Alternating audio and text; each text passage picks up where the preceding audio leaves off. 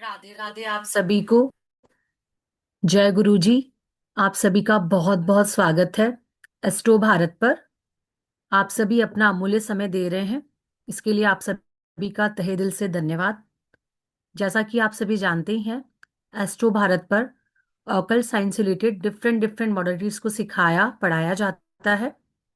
आज का टॉपिक है नाड़ी ज्योतिष, वेल बीएनएन यानी भृगुनंदी नाड़ी। बेसिकली ये साउथ की साइंस है, पर नॉर्थ में भी बहुत फेमस है। बिकॉज ये सीखना समझना और इसे प्रिडिक्शन करना काफ़ी इजी है। एंड इसके प्रिडिक्शन एकदम एक्यूरेट होते हैं। इन शॉर्ट, इसे 1 मिनट प्रिडिक्शन टेक्निक भी कहा जाता है। पर सीखने से प्रिडिक्शन करने तक के सफ़र के लिए सबसे पहले आपको नीड है एक परफेक्ट मेंटोर की। और आज हम बात करेंगे नाड़ी ज्योति के परिचय के बारे में, 12 राशियां, भाव एवं ग्रहों के कारक तत्वों के बारे में। आज हमारे बीच हैं रेस्पेक्टेड एस्ट्रो अनुराग तारामणि सर, जो कि बीएनएन प्लस एस्ट्रो वास्तु के महारथी हैं। सर मोर देन 8 ईयर्स से इस फील्ड में फुली ऑनलाइन एक्टिव हैं।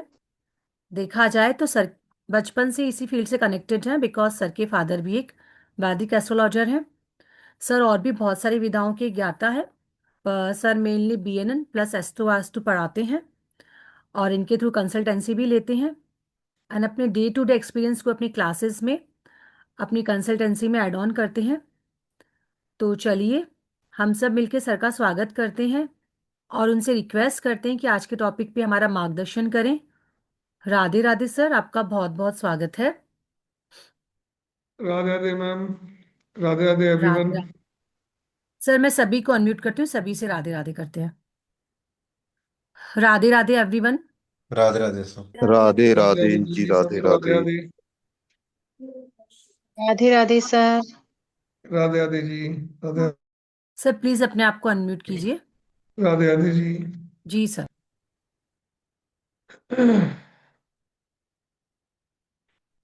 आज का वेबिनार प्रारंभ करें इससे पूर्व एक निवेदन कि प्लीज कैमरा ऑन कर लीजिए अपने।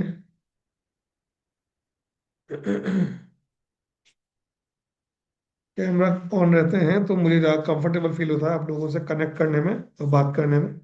कैमरा ऑफ रखेंगे तो उतने ही मैंने एनर्जी डाउन होती जाती है और उसके बाद में फिर मैं जो चाहता हूँ आप लोगों को सर्व करना, वो उस एनर्जी के साथ सर्व नहीं कर पाऊंगा मैं, जिसके लिए मैं आपके साथ में जुड़ा हूँ आपके। तो प्लीज कैमरास ऑन रखें अपना। सभी को राधे राधे, सभी को जय श्री काल भैरव। एस्ट्रो भारत के इस मंच पे आज बीएन की इस 1 डे क्लास में आप सभी का स्वागत है। मैं एस्ट्रो अनुराग तारामणि, मैं बीएनएन में, वैदिक में और एस्ट्रो वास्तु के अंदर प्रैक्टिस करता हूँ। इसकी क्लासेस भी लेता हूँ और कंसल्टेंसीज भी करता हूँ। आज जिस विषय को हम जानने के लिए, समझने के लिए यहाँ एकत्र हुए हैं, आए हैं इस मंच पे, वो विषय है भृगुनंदी नाड़ी।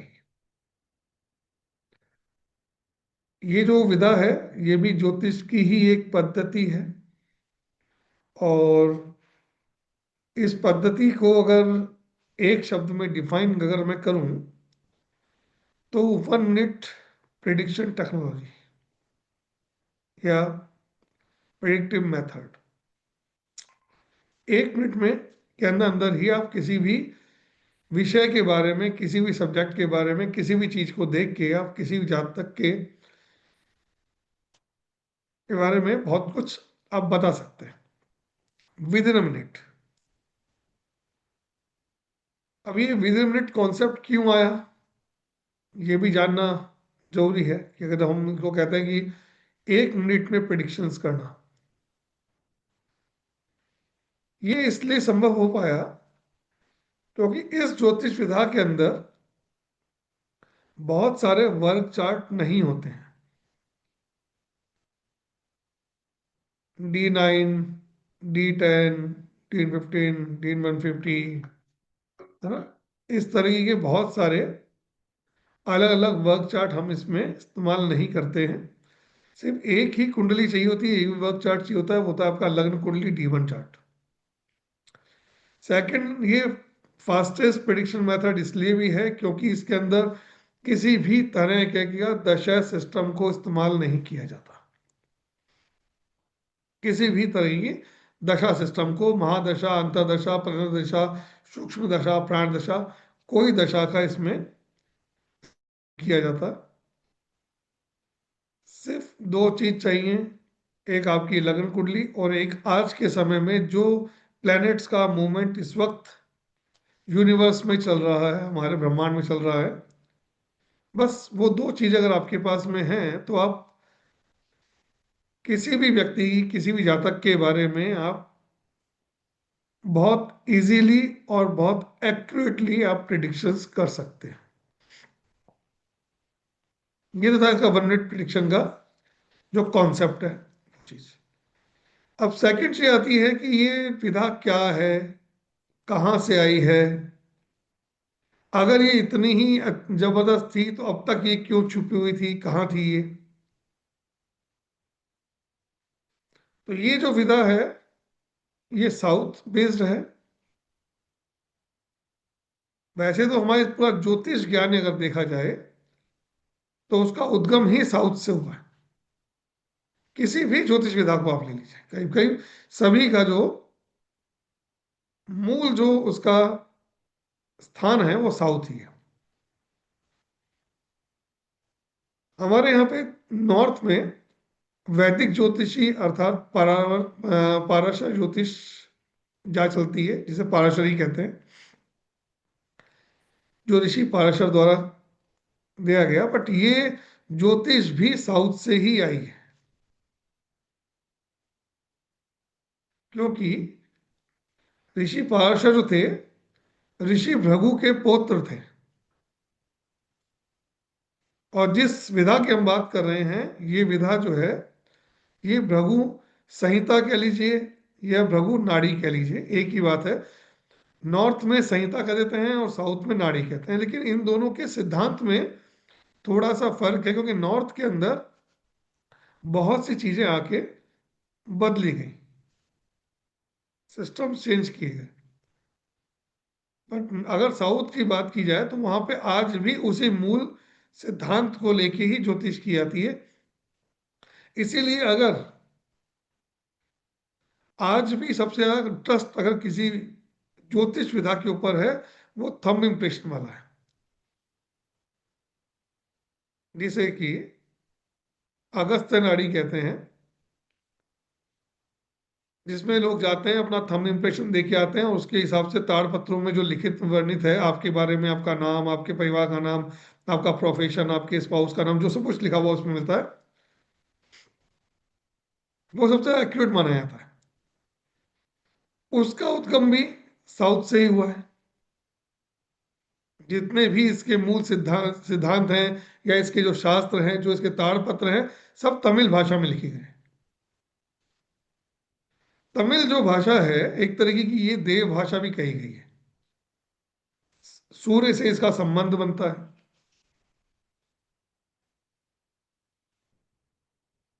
और जिस विधा की मैं बात करने आया हूं आपसे आज, भृगुनंदी नाड़ी, ये दो ज्योतिष विधाओं का संगम है।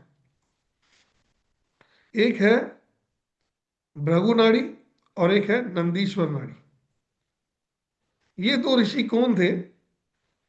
जब भगवान शंकर ने मां पार्वती को ज्योतिष का तत्व समझा रहे थे तब उन्होंने 7 ऋषियों को साक्षी मान के इसका ज्ञान माता को दिया, क्योंकि ज्योतिष के जो मूल रचयिता है वो भगवान शिव है। उन्हीं के मुखारविंद से इस ज्ञान का उद्गम हुआ। और ये जो ज्योतिष ज्ञान है ये बेसिकली हमारे 4 वेदों में से निकल के आया है। 4 वेदों का जो समावेश है, जो उसका नेत्र है, वो ज्योतिष है। तो ज्योतिष एक बहुत महत्वपूर्ण विषय है जिसको आज के समय में लोग नकार देते हैं कि ज्योतिष कुछ नहीं होता। ऐसा नहीं है, ज्योतिष आपके बहुत हद तक आपको सटीकता ले आ सकता है। ज्योतिषाचार्य हो सकता है कि ऊपर नीचे हो जाए, पर ज्योतिष के सिद्धांत आज भी वही अकाट्य है, नहीं बदल सकते हो।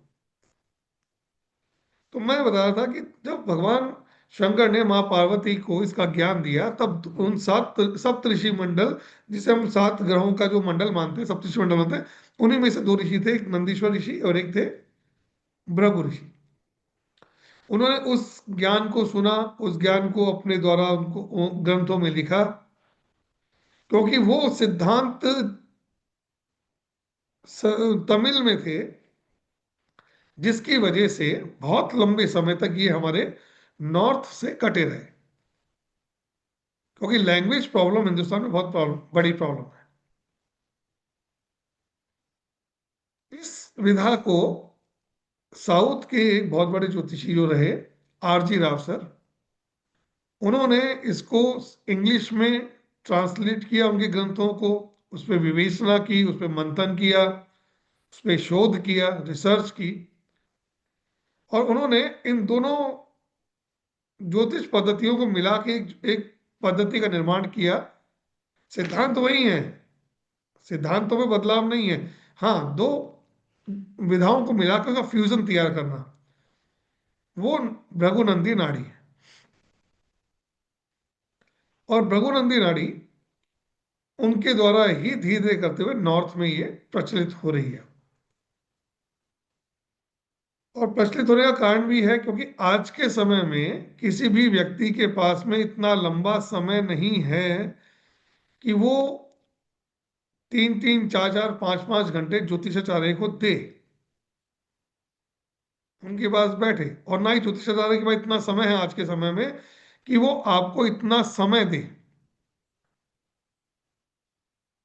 क्योंकि अगर आपको किसी चीज के बारे में जानना है, वैदिक के माध्यम से जानना है, तो सबसे पहले वो D1 चार्ट देखेंगे, फिर D9 चार्ट देखेंगे, फिर उस पर्टिकुलर प्रॉब्लम से जुड़ा हुआ वर्क चार्ट देखेंगे, उस वर्क चार्ट को देखने के बाद में नक्षत्र देखेंगे, फिर महादशा देखेंगे, फिर अंतर्दशा देखेंगे, और इन सब आपको करते करते करते करते किसी एक विषय तक आने में एक लंबा समय लग जाता है। और ना ही किसी में इतना पेशेंस है आज कि 1 घंटे आधे घंटे तक वो सिर्फ ज्योतिषाचार्य के मुख को देखता रहे। हर व्यक्ति को लगता है मैंने प्रश्न किया है, मुझे इसका उत्तर चाहिए, आंसर चाहिए, जल्दी चाहिए। ऐसे में ये विधा आपके लिए बहुत जबरदस्त काम करती है, बहुत सटीक काम करती है। और जिस तरीके से डिजिटलाइजेशन हो रहा है, जिस तरीके से हमारा ज्योतिष शास्त्र आज ऑनलाइन प्लेटफॉर्म पे फैल चुका है, इतने सारे जो ज्योतिष के प्लेटफॉर्म्स आ गए हैं, वहां पे उन्होंने क्या लिबर्टी दे रखी है, 2 मिनट का रिचार्ज कर लो, 5 मिनट का रिचार्ज कर लो, 10 मिनट का रिचार्ज कर लो, 3 मिनट का रिचार्ज कर लो, 8 मिनट का रिचार्ज कर लो। जितना आपकी जेब में पॉकेट में पैसा है उतना रिचार्ज करके आओ और अपना भविष्य जान के चले जाओ। और इस सिद्धांत पे अगर वैदिक के ऊपर चल रहा है तो वैदिक में तो आपको बहुत लंबा रिचार्ज करना पड़ेगा। ऐसे में ये विधा बहुत सटीक और बहुत तेजी से फैल रही है, क्योंकि इसमें मैंने भी कई वर्ष तक ऑनलाइन प्लेटफॉर्म पे काम किया मैंने। मुझे मालूम है कि वहाँ कितने कितने प्रकार के क्वेश्चन आते हैं, और लोगों का पेशेंस लेवल किस लेवल पे है। वो ये पूछते हैं सर मेरी शादी कब होगी, और उसके बाद में वो 30 से सेकंड पूछते हैं सर कितना समय लगाओगे, जल्दी बताओ समय खत्म हो रहा है मेरा। 3 सेकंड भी इंतजार नहीं कर सकते वो लोग। ऐसे में ये विधा ऐसी है कि सिर्फ आपको 3 प्लैनेट देख के आप बता सकते हो कि इस व्यक्ति की शादी होगी या नहीं होगी, होगी तो लव मैरिज होगी, अरेंज होगी। 3 से 5 सेकंड के अंदर, सिर्फ 3 से 5 सेकंड में, कि इस व्यक्ति का विवाह होगा भी या नहीं होगा, होगा तो लव होगा या अरेंज होगा, शादी चलेगी या नहीं चलेगी। इतने महत्वपूर्ण प्रश्न आप सिर्फ 3 से 5 सेकंड में कर सकते हो।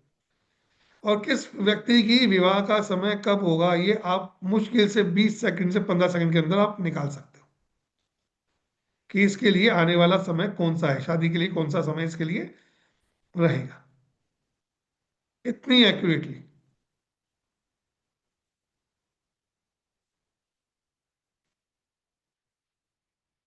आज हम इसी बारे में समझेंगे, जानेंगे। थोड़ा सा मैं आपको उस बारे में बताऊंगा, क्योंकि इस विधा को जानने के लिए आपको कोई बहुत ज्यादा, बहुत गहरा या बहुत गहन रूप से मैथमेटिकल कैलकुलेशंस नहीं करने पड़ते। सिर्फ 9 प्लैनेट, 12 राशियां और 12 भाव, अर्थात जिसे हाउसेस कहते हैं, अगर इन चीजों 3 चीजों को आपने समझ लिया, जो कि मोस्टली 3 क्लासों में पूरा हो जाता है, चौथे दिन से आपकी प्रिडिक्शन स्टार्ट हो जाती है इसके अंदर। चौथे दिन से,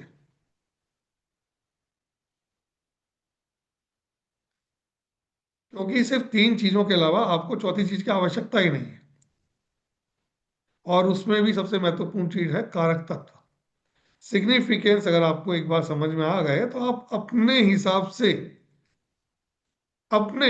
आप प्रिडिक्शंस कर पाएंगे, अपने हिसाब से आप फॉर्मूलाज बना पाएंगे, अपने हिसाब से आप योगों का निर्माण कर सकते हैं। इतना फ्रीडम है इसके अंदर।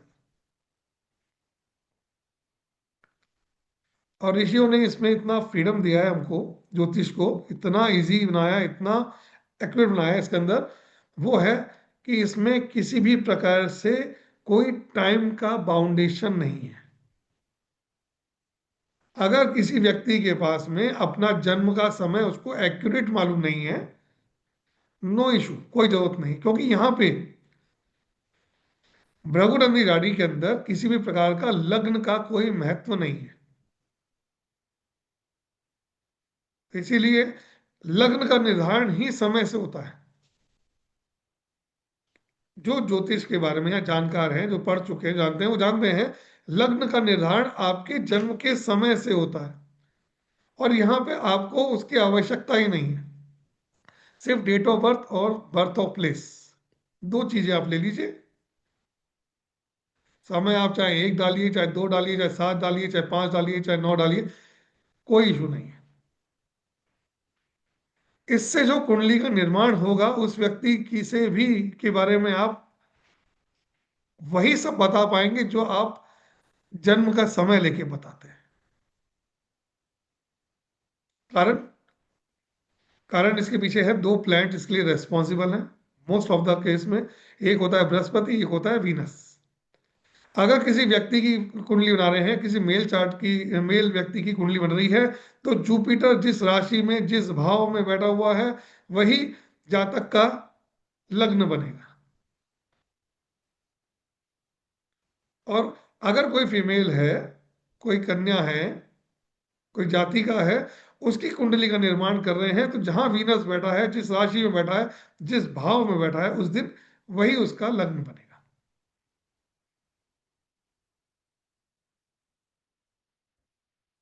नहीं, ऐसा नहीं, बताता हूं आपको मैं। बहुत बहुत अच्छा सवाल किया है आपने ट्विंस के बारे में। तो ट्विंस का भी आपको मैं बताता हूँ, इसके बारे में भी। 1 मिनट समय दीजिएगा, पहले ये टॉपिक क्लियर कर दूं।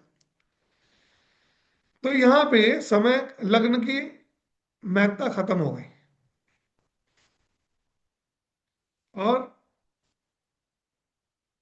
यहाँ पे जो जातक जिस राशि में, जिस भाव में पैदा हुआ है, आप देख लीजिए अपनी कुंडली, आपके पास कुंडली है, तो जो राशि में आपका बृहस्पति बैठा है, जिस भाव में बृहस्पति बैठा है, आपके अंदर सर्वाधिक गुण उस राशि और उस भाव के हैं आपके अंदर।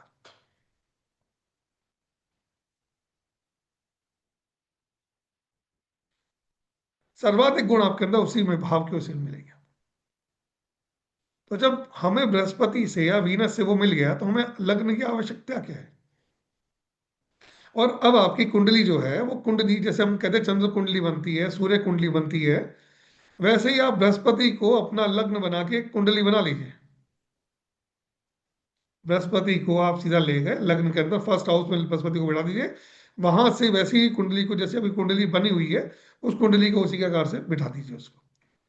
जैसे किसी का बृहस्पति 9 नंबर राशि में बैठा हुआ था, 7वें भाव में बैठा हुआ था, तो अब आपको उसको उठा के पहले नंबर भाव में ले आइए। तो 1 नंबर भाव में 9 नंबर आ जाएगा, 2 नंबर में 10 आ जाएगा, 3 नंबर में 11 आ जाएगा, 4 में 12 आ जाएगा, 5वें में 1 आ जाएगा। तो इस तरीके से वापस वो रोटेशन घूम जाएगा उसका। बृहस्पति से जहां बैठा है वो जातक के बारे में सब कुछ हो गया। बृहस्पति से दूसरा भाव, उसका धन भाव, उसका परिवार का भाव, उसका कुटुंब का भाव, उसकी वाणी का भाव,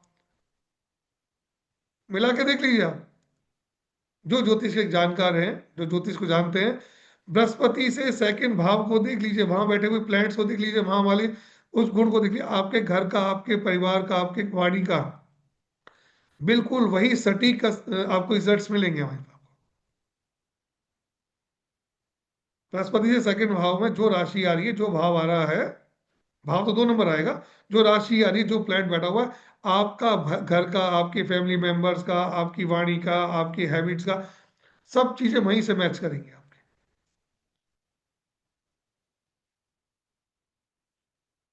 इतना इजी। अब एक प्रश्न आया था अभी कि ट्विंस को कैसे देखें।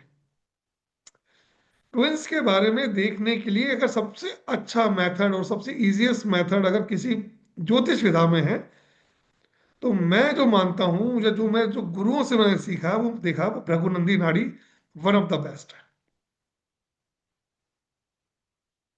कारण क्या होता है इसके पीछे? जो ट्विंस पैदा होते हैं उन दोनों के बीच में कुछ ना कुछ समय का डिफरेंस होता है। होता है 5 मिनट का, 4 मिनट का। वापस बोल,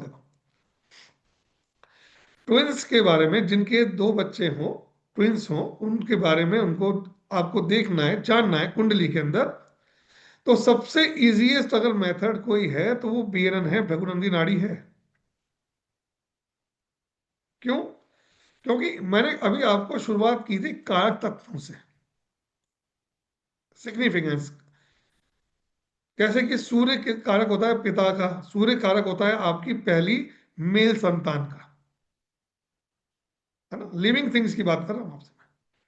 चंद्रमा कारक होता है आपकी माता का, चंद्रमा कारक होता है आपकी बड़ी बहन का, चंद्रमा कारक होता है आपकी बुआ का, चंद्रमा कारक होता है आपकी मासी का, जो माँ समान जो भी है, चाची हो गई, मगर सब चंद्रमा है। मंगल कारक होता है फीमेल के केस में हस्बैंड का, मेल के केस में उसके छोटे भाई का। बुध कारक होता है छोटी बहन का, मेल के केस में बृहस्पति मेल खुद हो गया, और उसका छोटा भाई मंगल है, उसकी छोटी बहन बुध है। वन थिंग क्लियर समझिएगा तो, क्योंकि यही पॉइंट अभी क्लियर करूंगा आपको। शनि, शनि आपकी कुंडली में आपका बड़ा भाई है, आपके ताऊ जी हैं।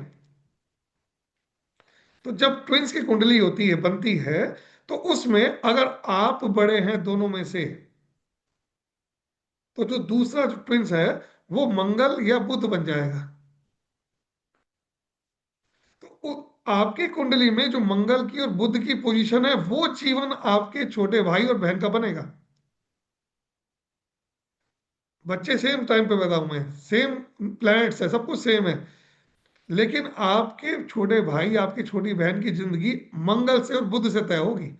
उनकी पोजीशन कैसी है, क्योंकि दो ट्विंस जो होते हैं, दोनों की लाइफस्टाइल में बहुत मेजर डिफरेंस होता है। दिखते हुए एक जैसे हैं, लेकिन उनके जीवन में बहुत सारी चीजें अलग घटेंगी।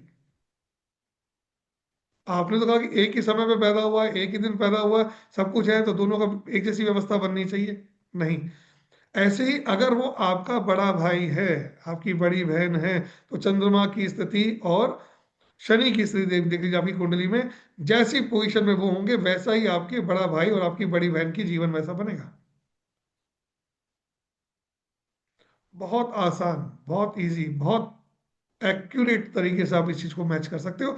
रीजन ये है इसके पीछे, क्योंकि मेरा पिछले बैच के अंदर एक लेडी ने मुझसे ये सवाल कर लिया था क्लास के अंदर कि सर, मैं और मेरी बहन की समय में 10 मिनट का फर्क है खाली, लेकिन मेरी लाइफ स्टाइल बिल्कुल डिफरेंट है और उसकी लाइफ स्टाइल बहुत अलग है। उसकी लाइफ में जो प्रॉब्लम्स है, उसकी लाइफ में जो सब चीजें हैं, वो बहुत अलग लेवल की है।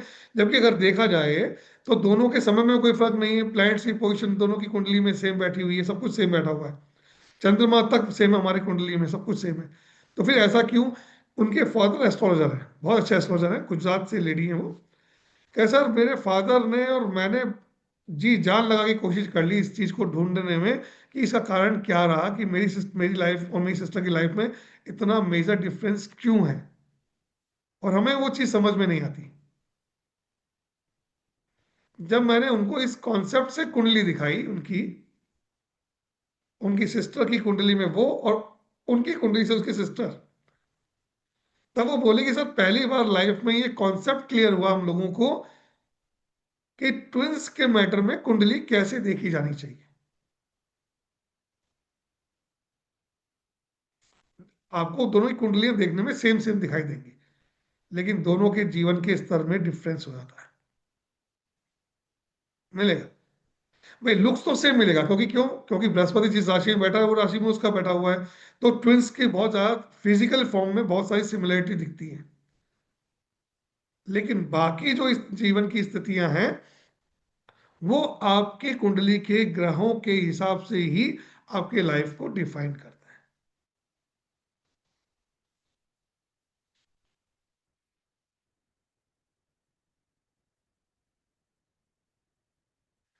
देखिए, एडम जी का एक प्रश्न आया है कि जब सब कुछ प्रकृति ने डिफाइन कर रखा है, डिसाइड कर रखा है, हमारा भाग्य लिखा हुआ है, सब कुछ लिखा हुआ है, तो क्यों? प्रश्न अच्छा है। तर्क के आधार पर देखा जाए तो ज्योतिष में ये प्रश्न आता ही है, और अक्सर लोग ये बात कहते हैं कि सब जब सब कुछ डिसाइड है तो फिर ऐसा क्यों? आपका जो ये जन्म हुआ है वो आपके पूर्व जन्म के कर्मों के सिद्धांत पे आपको मिला है। डेफिनेटली जो कर्म आपने किए, अच्छे किए हैं, बुरे किए हैं, जैसा किया है, जिसके साथ आपने चीटिंग की है वैसा प्लेट खराब मिलेगा, जिसका साथ आपने अच्छा किया है वो प्लेट आपकी कुंडली में अच्छा मिलेगा। सब कैलकुलेशन मैथमेटिक्स वही की वही है आपकी। लेकिन यहाँ पे एक फ्री व्हील है। वो फ्री व्हील ये होता है कि आपकी कुंडली के 9 प्लैनेट तो फिक्स हो गए जहां बैठे हुए, आपके कर्मों के हिसाब से आपको मिल गया। लेकिन आपकी कुंडली में 9 प्लैनेट ऐसे भी हैं जो कंटिन्यू मूव कर रहे हैं। हमारी कुंडली 9 ग्रहों का कॉम्बिनेशन नहीं है, हमारी कुंडली 18 प्लैनेट्स का कॉम्बिनेशन है।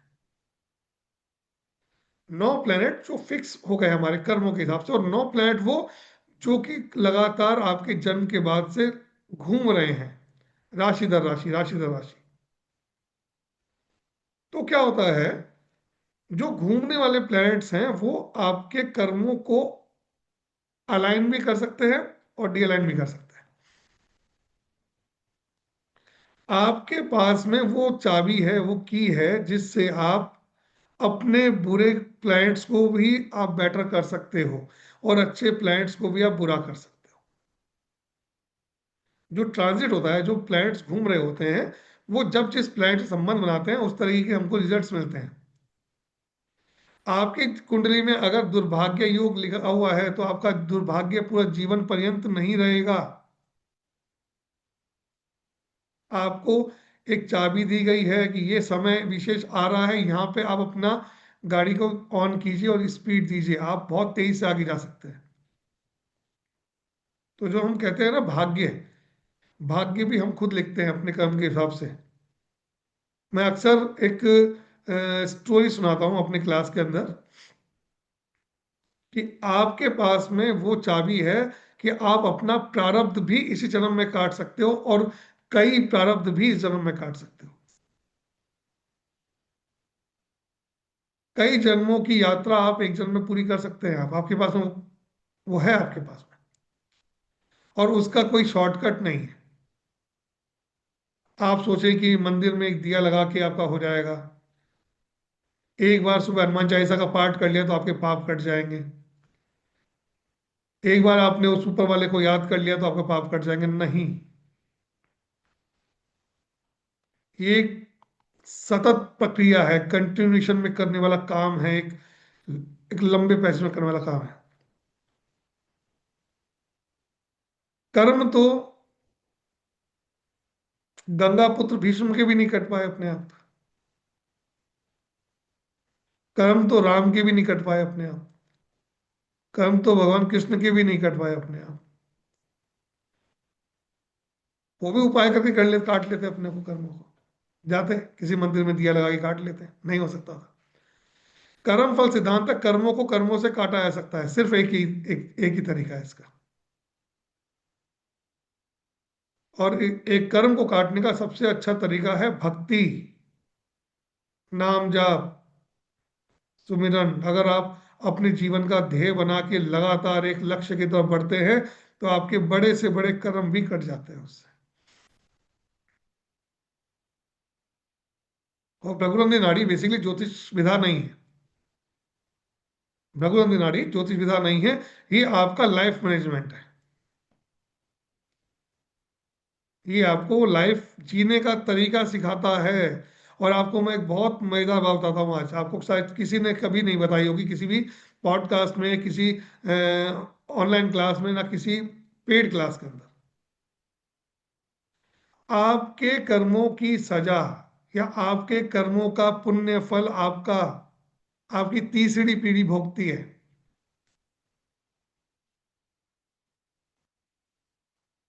आपके जो कर्म हैं, अगर अच्छे कर्म हैं, तो आपका पोता और पोती जो आएंगे ना, उसका जीवन वैसा निर्धारित होगा।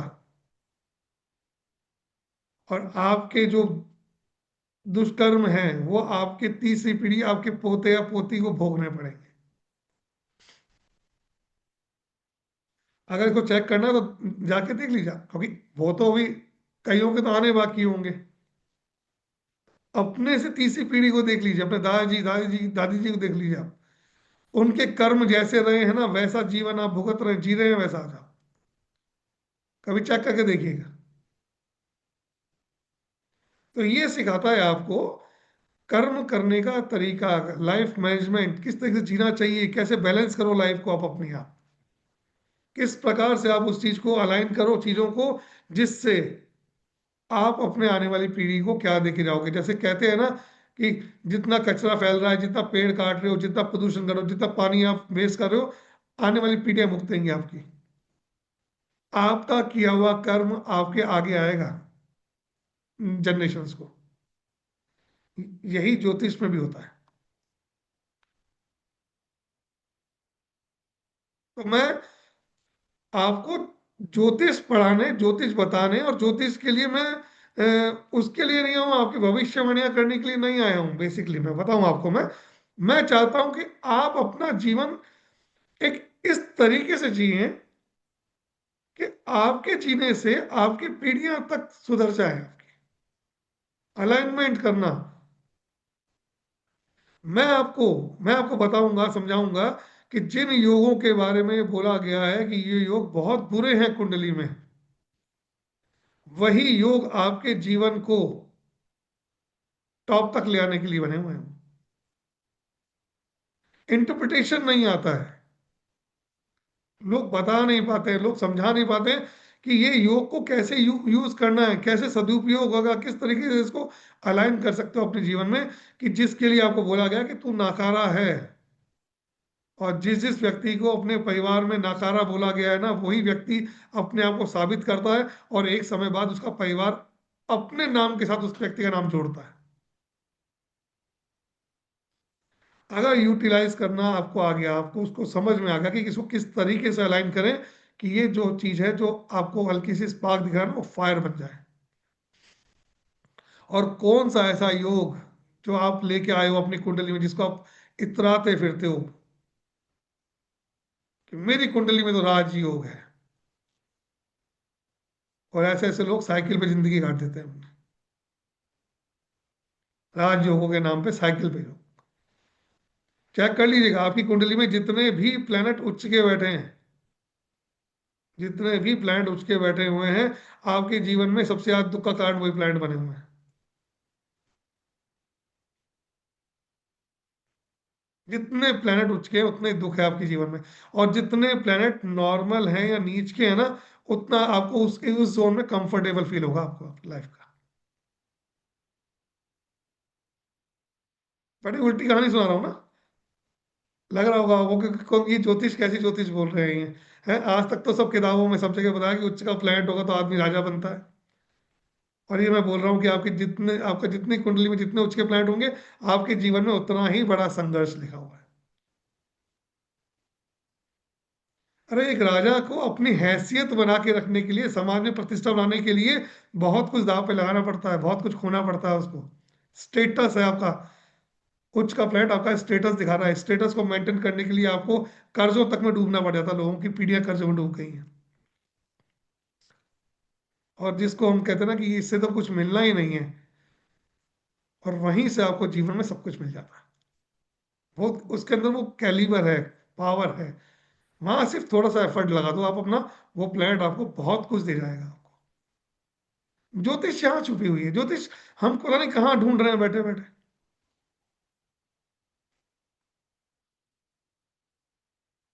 हम अपनी जिंदगी, हमारी एक कमी और क्या होती है, हम अपने खराब प्लैनेट्स को सही करने में पूरी जिंदगी निकाल देते हैं। और जो प्लैनेट हमको देने आए हैं ना कुछ, हम उन प्लैनेट्स को देखते ही नहीं है कभी भी। बिल्कुल वैसे ही जैसे किसी पिता की तीन संतान हो, एक डॉक्टर हो, एक इंजीनियर हो, एक साइंटिस्ट हो, तीनों बेटे विदेश में रहते हो, और चौथी संतान जो माता पिता के साथ रहता हो, छोटी सी प्राइवेट जॉब करता हो। वो जीवन पर्यंत अपने माता पिता की सेवा करता रहेगा, लेकिन माता पिता हमेशा जब भी बात करेंगे दुनिया से, कहेंगे मेरा बेटा एक डॉक्टर है, एक बेटा इंजीनियर, एक साइंटिस्ट है। दुनिया को हमेशा उनके बारे में बताते रहेंगे, क्योंकि जो है उस पर कोई ध्यान नहीं देता। अगर आपने उस प्लानट को ही, अगर आपने उसको यूटिलाइज कर लिया, एक प्लानट अगर आपका ठीक है, नॉर्मल सा है, उसको अगर आप उसको पकड़ के चलोगे ना, पूरी जिंदगी कट जाएगी आपकी। सही करने की आवश्यकता ही नहीं है। क्यों भाग रहे हो उसके पीछे जो सही नहीं हो सकता? क्यों सही करना? सही क्यों करना? कारण तो ये कि सही करना क्यों? जो आपको देने ही नहीं आया है, जो आपको कुछ दे ही नहीं सकता, उसके पीछे भागना क्यों? ज्योतिष में लोग वहां भगवा रहे हैं। आपका सूर्य खराब है, कुंडली में सूर्य आपका खराब है, स्टोन पहन लो फटाक से। अरे खराब प्लेनेट का स्टोन पहनने से उसकी खराबी में बढ़ोतरी होती है, सुधार नहीं होता है, क्योंकि वो ऑलरेडी डिस्ट्रॉयर है। डिस्ट्रॉयर के पास पावर आएगी तो वो और मेजर डिस्ट्रॉय करेगा आपको। और लोग क्या करते हैं, 10-10 अंगूठियां पहन के, 9-9 अंगूठी पहन के, 8-8 अंगूठी पहन के घूम रहे हैं। इन पंडित जी ने ये बोल दी थी, इन पंडित जी ने बोल दी थी, इन पंडित जी ने बोल दी थी, पहन के सब घूम रहे हैं, काम एक भी नहीं कर रही है। स्टोन्स ऐसे काम नहीं करते। स्टोन्स की काम करने का एक अलग मेथड है। जिस तरीके से स्टोन्स रिकमेंड किए जाते हैं उस तरीके से स्टोन्स काम नहीं करते, और डेफिनेटली काम नहीं करते। और मैं आपको बता सकता हूँ कि आपकी उंगली में जो पहना हुआ स्टोन है, आपके पहनने से आपके परिवार में, आपके रिश्ते में कौन सा व्यक्ति के जीवन में परेशानी आ गई है? आपको मालूम है स्टोन इतना नुकसान करता है? आपका पहना हुआ स्टोन आपके परिवार में किसी व्यक्ति की जिंदगी खराब कर सकता है। क्यों? क्योंकि ध्यान रखिएगा, हर हाउस से छठा, आठवां, 12वां हाउस खराब होता है। बेसिक सिद्धांत है ना ज्योतिष का। अगर आपने यहां से कोई चीज पहना है तो उसका छठा भाव भी कहीं ना कहीं इफेक्ट डालेगा, उसका आठवां भाव भी डालेगा, और 12वां भी डालेगा। वहां से जुड़े हुए रिश्ते आपकी जिंदगी में खराब हो सकते हैं।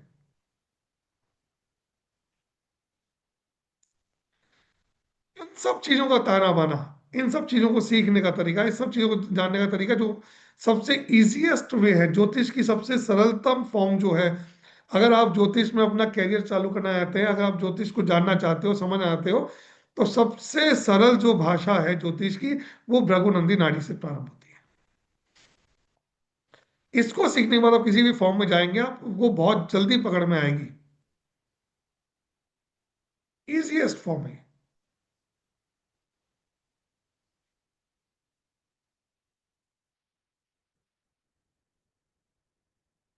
बीएलएम क्या है, थोड़ा सा इसको समझाने में मेरा आज आप लोगों का समय निकल गया मेरे को, क्योंकि मुझे ज्योतिष को लेके जो लोगों के अंदर गलत परसेप्शन चल रहे हैं ना, जो धारणा गलत लोगों ने बना दी है ज्योतिष को लेके।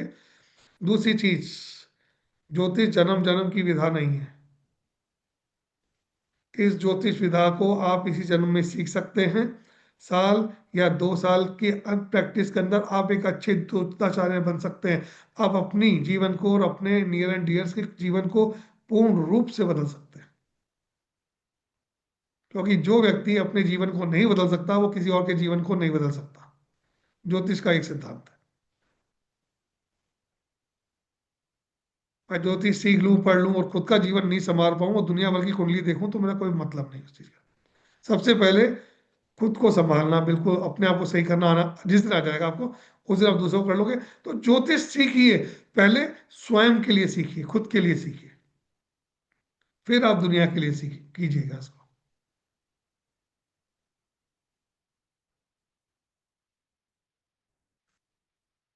तो ज्योतिष का सिद्धांत इतना ही है खाली। बाकी जो चीज दी गई है, हाँ अगर आपको वैदिक सीखना है, मना नहीं करता, वैदिक बहुत बढ़िया है, डिटेल में जानने के लिए बहुत बढ़िया है, कैलकुलेटिव पार्ट बहुत अच्छा है। लेकिन उसके लिए ये सोच के चलिए कि 10 से 15 साल इन्वेस्ट कर सकते हैं तो वैदिक में जाइएगा। क्योंकि इतने समय के बाद में जाके आपको चालू होगा घुसना कि वैदिक क्या है। वैदिक समुद्र है, अनंत है।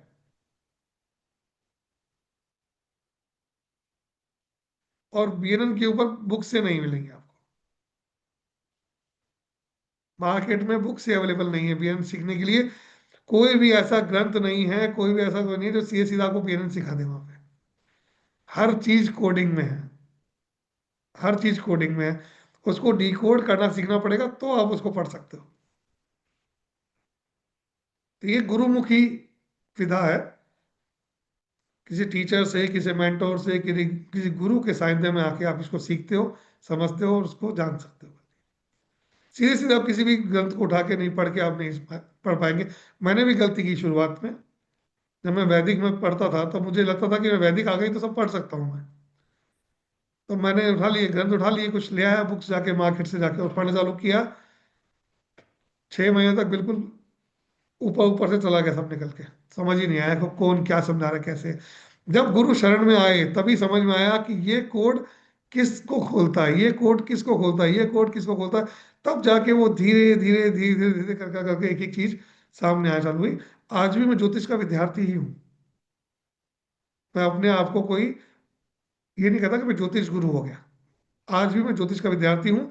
रोज पढ़ता हूँ, रोज सीखता हूँ, और जो सीखता हूँ, जो समझता हूँ, वो सबके साथ शेयर करता हूँ। आप में और मेरे में कोई फर्क नहीं है। हाँ ठीक है भाई, इतना फर्क हो सकता है कि आप सीढ़ी नंबर 3 पे खड़े हैं और मैं सीढ़ी नंबर 7 पे खड़ा हूँ। तो मेरा विजन जो है आपसे थोड़ा दूर तक जा रहा है बस खाली। देख आपको भी रहा है, 3 नंबर सीढ़ी पे खड़े होके 7 नंबर सीढ़ी पे खड़े होने से मैं तो बस थोड़ा सा आपसे थोड़ा और वाइड एंगल पे देख सकता हूँ बस। और यही सब चीजों को आपके साथ में साझा करना चाहता हूँ, समझाना चाहता हूँ कि ज्योतिष विद्या क्या है, कैसे है। और आज इस वेबिनार को लेने का उद्देश्य भी ये था कि मेरा एक वीरेन का एक कोर्स आ रहा है, जो कि अगर आप ज्योतिष में अपना करियर स्टार्ट करना चाहते हैं, आना चाहते हैं, तो आपको उस कोर्स में आप सभी का स्वागत है। उसमें आप आए, सीखे, समझे, अपनी लाइफ ट्रांसफॉर्म करें और अपनी लाइफ के साथ साथ अपने नियर एंड डियर्स की भी लाइफ को आप ट्रांसफॉर्म कर सकते हैं। जी मिनल मैम। जी सर, एक मिनट सर।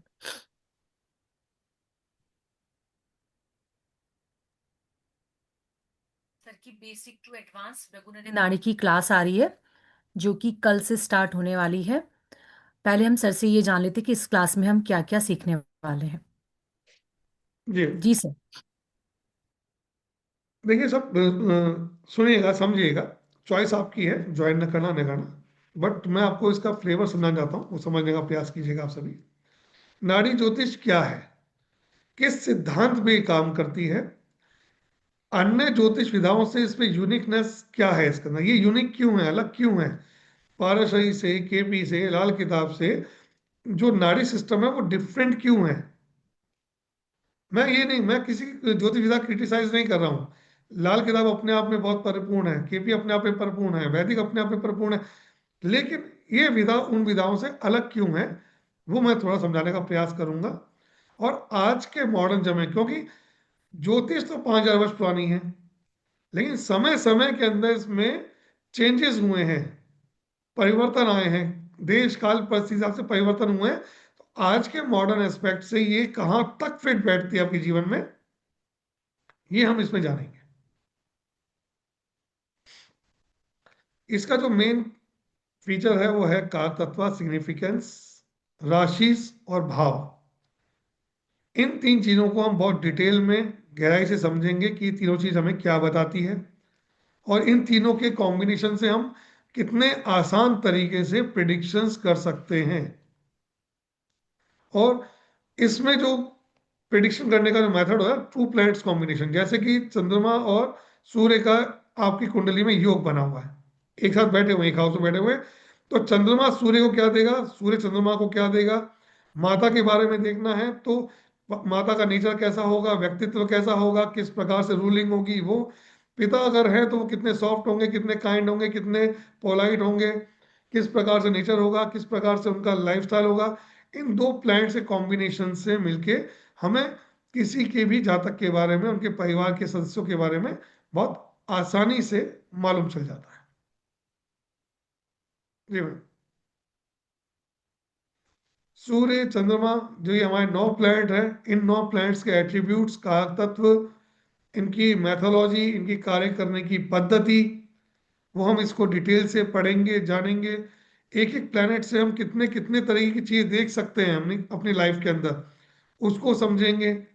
जैसे कि मैंने बताया था कि सूर्य से पिता देखते हैं, पहले संतान देखते हैं, चंद्रमा से माता देखते हैं, बहन देखते हैं। इस प्रकार से और क्या क्या चीज देखी जा सकती है एक एक प्लैनेट के माध्यम से, वो हम इसमें समझेंगे। कुछ प्लैनेट हमारे लाइफ कुंडली में सौम्य ग्रह होते हैं, जिसे बेनिफिक कहते हैं, जो हमें हमेशा अच्छा देते हैं। और कुछ प्लैनेट ऐसे होते हैं जो मैलिफिक होते हैं, खराब होते हैं, बुरे होते हैं। लेकिन ऐसा नहीं है कि बुरे प्लैनेट बुरा देंगे, अच्छे प्लैनेट अच्छा देंगे। उनका काम करने का क्या तरीका है, वो हम इसमें जानेंगे और समझेंगे कि बुरे प्लैनेट कब अच्छा और अच्छे प्लैनेट कब बुरा रिजल्ट देते हैं। 12 राशियों के कैरेक्टरिस्टिक्स, 12 हाउस के सिग्निफिकेंस, किस प्रकार से राशियों को और भावों के साथ में प्लैनेट्स का कॉम्बिनेशन बनेगा, किस प्रकार से उनकी प्रिडिक्शंस बनती हैं, वो मेथड्स हम इसमें समझेंगे। और इसमें हम समझेंगे कुछ महत्वपूर्ण युतियां, जो कॉम्बिनेशन मैंने आपको बताया, कॉम्बिनेशन बनाने का तरीका। 2 प्लैनेट्स आपके एक भाव में बैठे हुए हैं, एक हाउस में बैठे हुए हैं, वो 3 प्लैनेट बैठे हुए हैं, 4 प्लैनेट बैठे हुए हैं, किस तरीके से सब कॉम्बिनेशन बनता है कि हम किसी भी चीज को, किसी जातक के बारे में, उसके परिवार के बारे में देख और जान और समझ सकते हैं। जी ma'am. Next, remedy, the most important and लोगों को सबसे ज्यादा जो पार्ट एस्ट्रोलॉजी में समझ में आता है ना, जो अट्रैक्ट करता है, वो होता है रेमेडी पार्ट।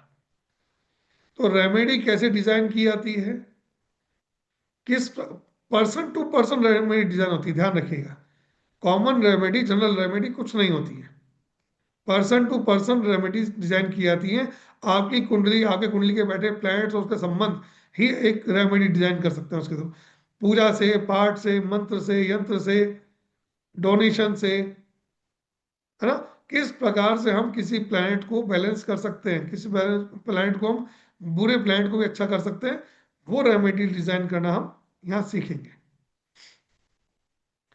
और इस कोर्स का जो आउटकम है, ये पहला स्टेप है किसी भी एस्ट्रोलॉजर के लिए एस्ट्रोलॉजी फील्ड में आना। और इसका अगला स्टेप जो होता है वो होता है प्रोफेशनल एस्ट्रोलॉजर बनना। ये जो कोर्स आ रहा है, ये बेसिक वाला है कोर्स है, जिसमें मैं आपको एस्ट्रोलॉजी के सारे बेसिक कॉन्सेप्ट, और उन बेसिक कॉन्सेप्ट से हम किस प्रकार से एडवांस मेथड में जाके प्रिडिक्शंस कर सकते हैं, किसी व्यक्ति के लाइफ के इवेंट्स देख सकते हैं, वो सारा कॉन्सेप्ट मैं आपको यहाँ इस बेसिक में समझाऊंगा। जी मैम। जी सर, एक मिनट सर।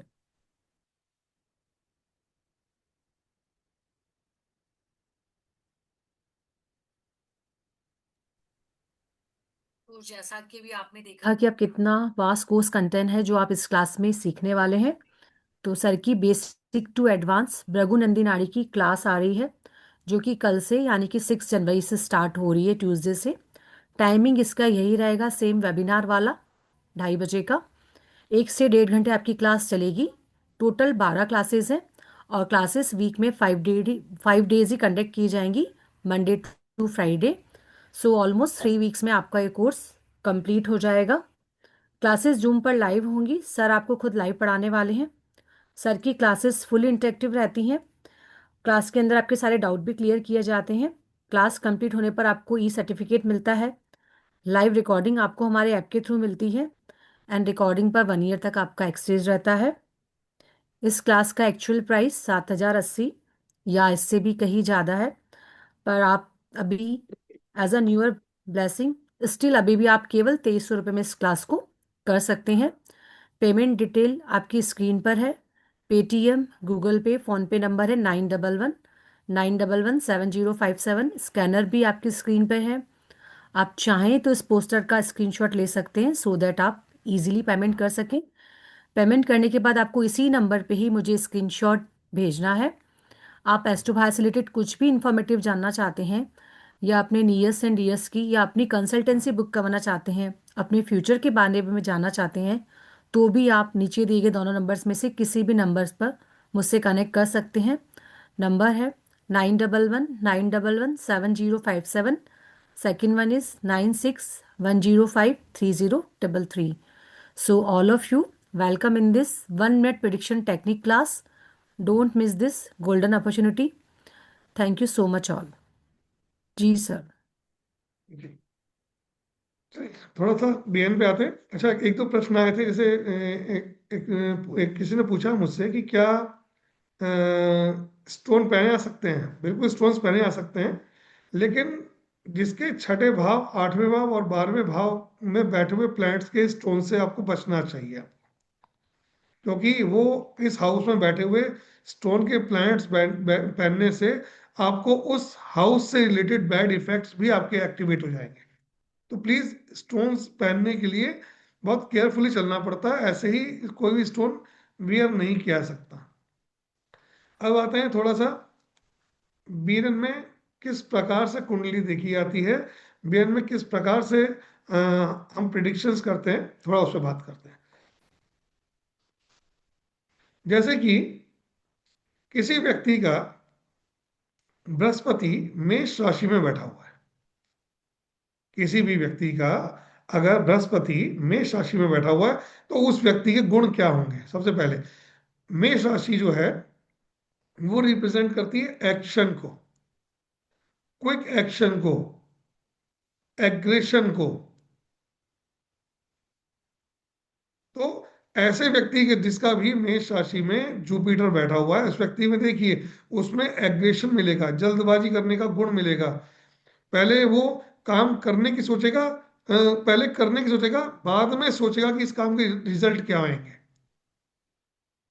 क्योंकि मेष राशि किसको दिखाती है, क्विक एक्शन टेकर राशि होती है, इमीडिएटली कोई काम करने के लिए आगे भागने वाले। ऐसे लोगों का एक देखना, कभी भी आप चेक कीजिएगा, आप में से किसी का भी बैठा हो, किसी व्यक्ति की मदद की आवश्यकता पड़ी, कोई व्यक्ति, कोई किसी का झगड़ा हो गया, किसी को कोई तकलीफ आ गई या कोई, ऐसे लोग सबसे पहले भाग के जाते हैं उस जगह पे, जिसका भी मेष राशि में बृहस्पति होगा। वो ये नहीं सोचते हैं कि इससे मेरा नुकसान होगा या क्या नहीं होगा, वो पहले वहां पहुंच जाते हैं हेल्प करने के लिए लोगों को। और सबसे बड़ी बात ये है, मेष राशि में अगर बृहस्पति लेके बैठे हैं और आप ये सब काम कर रहे हैं, तो आप देख लीजिएगा जिन जिन लोगों की आपने मदद की होगी वही लोग आपको एक दिन धोखा जरूर देंगे। है किसी का मेष राशि में, किसी का अगर वृष राशि में बृहस्पति है, टॉरस राशि में सेकंड नंबर राशि के अंदर अगर बृहस्पति बैठा हुआ है, ऐसा व्यक्ति हमेशा किसी काम को करने से पहले ये सोचेगा कि मुझे इसमें क्या बेनिफिट मिलेगा, मुझे इसमें क्या फायदा है। ऐसा व्यक्ति लग्जरी की तरफ, कंफर्ट की तरफ, रिलैक्स रहना उसको, व्यक्ति को पसंद होता है इसको। पहले वो ये सोचता है कि मेरा क्या मिलेगा मुझे इसमें, अगर मुझे कुछ मिलेगा तो मैं जाऊंगा कुछ करने के लिए, अदरवाइज मैं क्यों जाऊं। क्योंकि 2 नंबर राशि वीनस की है। वीनस क्या कहती है, वीनस हमेशा दिखाती है अपना कंफर्ट, अपना लग्जरी, अपना प्रॉफिट। सिंह राशि के अंदर किसी का भी बृहस्पति बैठा हुआ है, ऐसा व्यक्ति डोमिनेट करता है, रूलिंग करता है, राजा की तरह चलता है, तन के चलता है, लीडरशिप क्वालिटी लेके चलता है। और ऐसे व्यक्ति बहुत अच्छा मैनेजमेंट कर सकते हैं, लोगों को कंट्रोल कर सकते हैं, ऐसे लोगों में बहुत बढ़िया कंट्रोलिंग पावर होती है। सिंह राशि, क्योंकि लियो क्या है, लियो राशि जो है वो सूर्य की है। सूर्य क्या है, राजा है, प्रशासनिक है, मैनेजमेंट है, उसके पास में लोगों को मैनेज करने का तरीका आता है।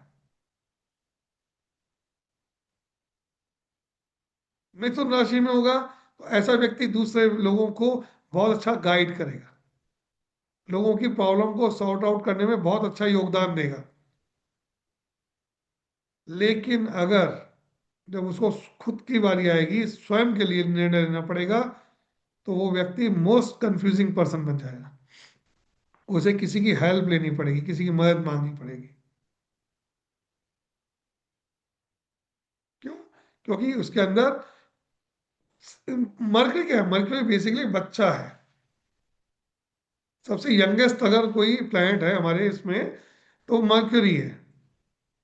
मिथुन क्या है, मिथुन राशि का मर्क्यूरी, जो मिथुन राशि है वो प्योर राशि है, चाइल्ड की राशि है। 6 नंबर राशि भी मर्क्यूरी की है, कन्या, लेकिन वो स्मार्ट है, तेज है। बुध की दो राशि है, 3 नंबर 6 नंबर। 6 नंबर वाला आदमी क्लेवर होगा, स्मार्ट होगा, तेज होगा, कमियां निकालने वाला होगा, हर चीज को पॉइंट आउट करने वाला होगा, हर व्यक्ति को मिमिक्री करने वाला होगा, किसी भी आदमी की। लेकिन 3 नंबर वाला क्या होगा, इनोसेंट होगा, भोला होगा, वो प्योर हार्टेड लोगों की हेल्प कर देगा। लेकिन खुद के मामले में बच्चे हमेशा कंफ्यूज रहते हैं, ध्यान रखिएगा।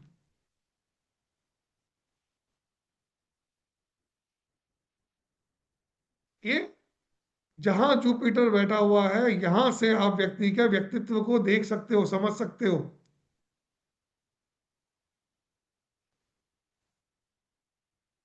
देवांग सर, प्रिडिक्शन गलत नहीं जाएगी, क्योंकि ज्योतिष को समझोगे तो आप प्रिडिक्शंस कर पाएंगे। लोग क्या करते हैं, लग्न को लेके बैठ जाते हैं।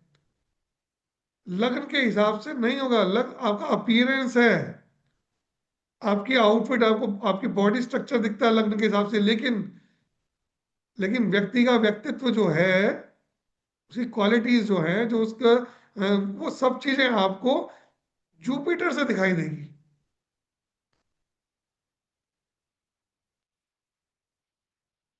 तो इस तरीके से बहुत सारी, आप जैसे रेट्रो के लिए पूछ रहे हैं, अगर रेट्रो प्लैनेट का मतलब क्या होता है, पास्ट लाइफ से आपके जुड़े हुए कर्मास। रेट्रो प्लैनेट को बाकी विधाओं में बहुत स्ट्रांग माना गया है, लेकिन बीएनएन के हिसाब से अगर देखा जाए तो रेट्रो प्लैनेट आपके पास्ट लाइफ से जुड़े हुए, उस प्लैनेट से जुड़े हुए अधूरे कर्मा हैं, जिसको आपको इस जन्म में भी आपको अपने इन कर्मों के साथ में पूरे करना है। यानी डबल लाइबिलिटीज के जो प्लैनेट होता है वो रेट्रो प्लैनेट होता है। रेट्रो प्लैनेट वाले व्यक्ति को रिजल्ट स्लो मिलते हैं, धीरे मिलते हैं, और उसके जीवन में वो प्लैनेट थोड़ी थोड़ी हल्की हल्की आपको परेशानी जीवन पर्यंत देता रहेगा वो। रेट्रो प्लैनेट से जुड़े हुए रिश्ते आपके जीवन में काम नहीं आएंगे।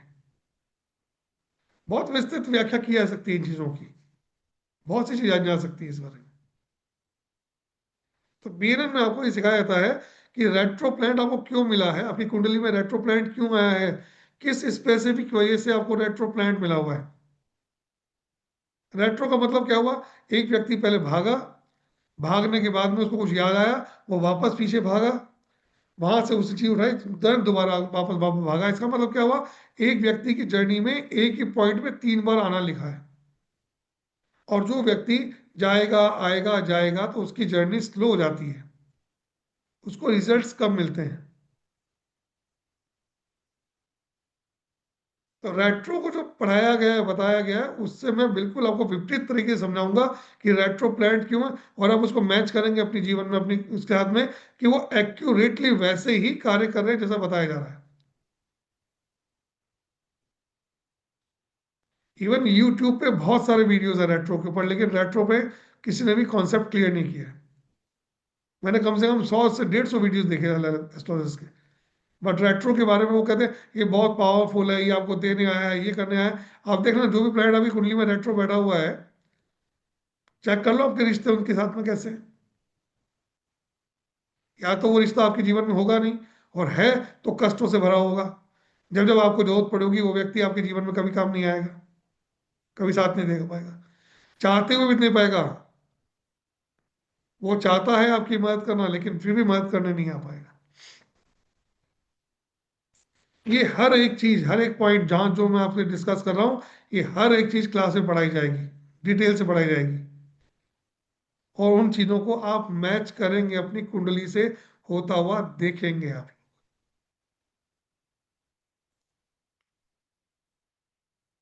आ जाता है कि 10वें भाव से प्रोफेशन देखो।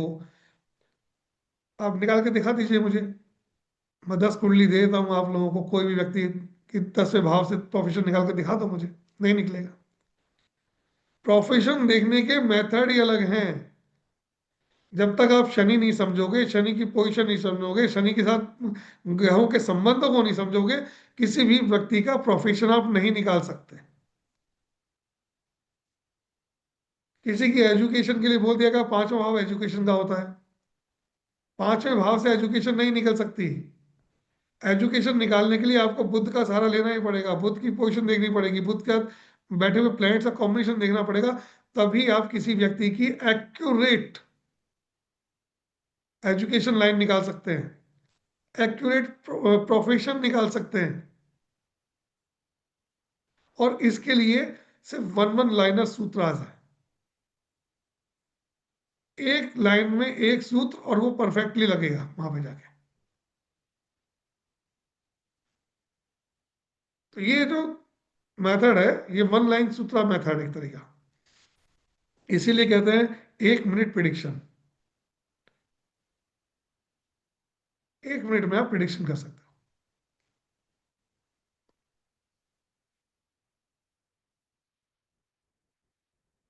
अब जैसे किसी व्यक्ति की कुंडली में 4-5 प्लैनेट किसी के एक साथ बैठे होंगे कुंडली में, बहुत से लोग होंगे इनके 4-4 5-5 6-6 प्लैनेट एक साथ बैठ जाते हैं कुंडली में। वो भाव अच्छा भी है, लेकिन देख लीजिएगा जिनकी कुंडली में 4 से ऊपर प्लैनेट एक साथ बैठे हुए हैं, 4 या 4 से ऊपर बैठे हुए, उनके जीवन में रिजल्ट्स नहीं मिलते प्लैनेट्स के। वो सारे के सारे प्लैनेट जो है ना ग्रह युद्ध में फंस जाते हैं।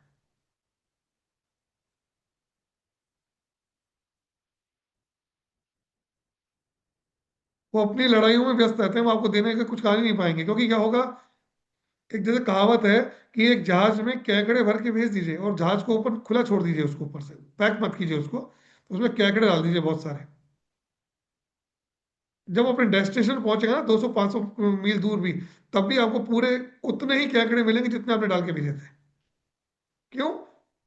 क्योंकि दो चढ़ेंगे, चार खींच लेंगे इनको पकड़ के, एक को भी सफल नहीं होने देंगे। तो जब प्लैनेट जुड़ जाते हैं ना एक साथ, मल्टीपल प्लैनेट किसी हाउस में आ जाते हैं, तो क्या होता है, दो दोस्त हैं, दो शत्रु हैं। तो जब अच्छा रिजल्ट देने वाले दो चालू होंगे तो दो उसको पकड़ के खींच लेंगे उनको। ग्रह युद्ध हो जाता है प्लैनेट्स के बीच में। उन लोगों को अपनी लाइफ के रिजल्ट्स नहीं मिल पाते।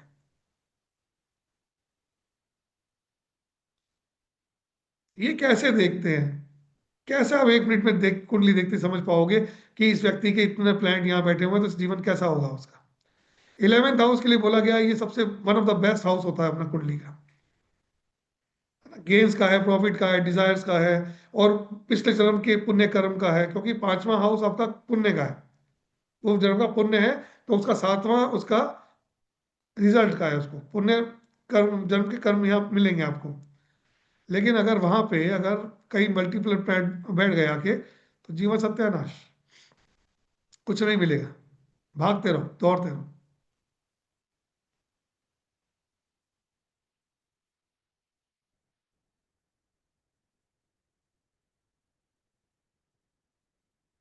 बहुत से कॉम्बिनेशन, जैसे शनि वीनस का पूछ रहे हैं, शनि और वीनस का कॉम्बिनेशन वेरी गुड। आपको आपके जीवन में सब कुछ मिलेगा, लेकिन स्लो मिलेगा।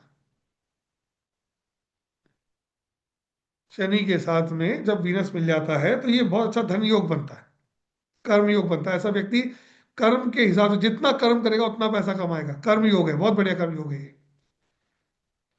Saturn is a Karma, Venus money. कर्म करते रहो, पैसा आता रहेगा। ऐसा व्यक्ति जैसे ही अपना करियर प्रारंभ करते हैं वैसे इनके पास पैसा आता है, अच्छा पैसा कमाते हैं। लेकिन शनि कर्म से पैसा आना है तो पैसा कर्म से ही आएगा, और शनि डिले करता है। पैसा थोड़ा सा डिले आएगा आपकी लाइफ में, आप थोड़ा डिले सेटल होंगे।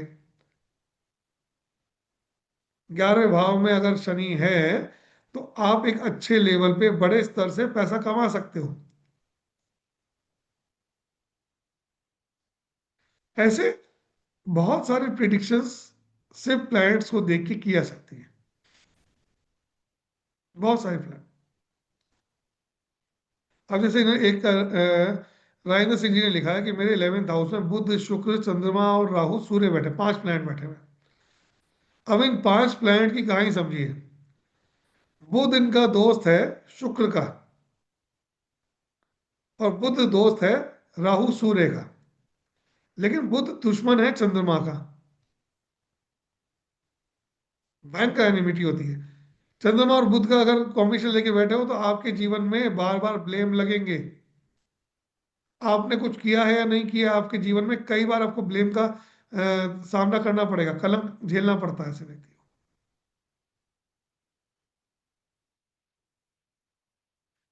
अगर शुक्र की बात की जाए तो शुक्र शुक्र चंद्रमा का भी दुश्मन है, शुक्र सूर्य का भी दुश्मन है, तो शुक्र की स्थिति खराब हो गई यहाँ पे आके, झगड़े में फंस गया।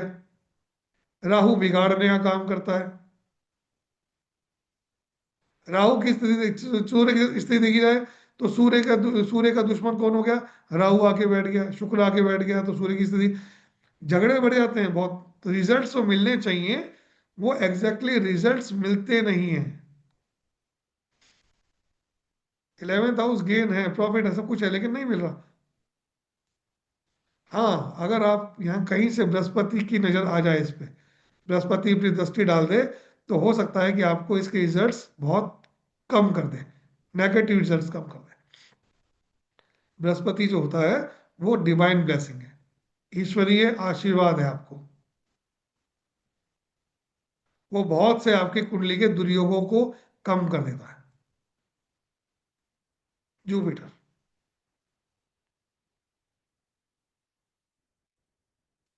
शनि वक्री हो, मुकेश जी लिख रहे हैं, तो बिजनेस नहीं करना, जॉब करनी है, नौकरी करनी है, सेवा करनी है, सेवा करो, किसी के अंडर काम करो, शनि हैप्पी। सैटर्न किसका कारक है? कर्म का कारक है, सेवा का कारक है। नौकरी सेवा होती है, रिजल्ट्स मिल जाएंगे आपको अच्छे।